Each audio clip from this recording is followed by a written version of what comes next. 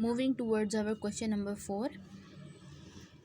सो simple question, इसको देखते ही हमें क्या माइंड में आ रहा है, a plus B, a minus B.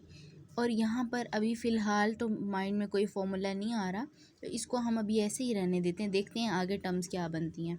So a plus B, a minus B, by using this formula we have a square minus b square.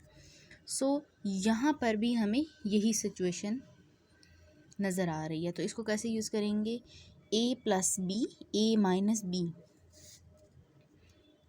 a का square minus b का यानी सेकंड टर्म का square, l square minus m square.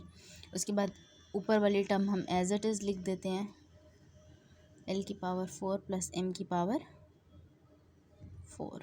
ठीक हो गया।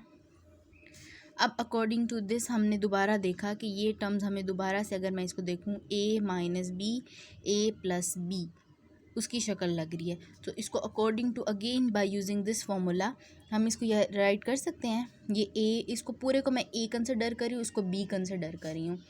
a minus B, a plus B, that is equals to a square minus b square. So a इस वक्त है यहाँ पर, ये a है। ये नहीं देखना कि हम स्क्वायर ले रहे हैं, हम इस पूरे टर्म को कंसिडर करें एज अ ए, इस पूरे टर्म को कंसिडर करें हैं बी, इसको सेम ए, इसी तरह से इसको same as it is B. So A का स्क्वायर माइनस बी का स्क्वायर, बी क्या है, एम स्क्वायर, माइनस बी का स्क्वायर। ठीक है। और ये वाली जो टर्म थी ये हमने एज इट इज़ लिख दी, l की पावर 4 प्लस m की पावर 4। सो l की 2 2s आर 4 माइनस m की पावर भी 4, l की पावर 4 प्लस m की पावर 4। अगर मैं अब अगेन देखूं तो फिर से a minus B, a plus B, so दोबारा से a प्लस बी और a minus B, that is equals to a square minus b square.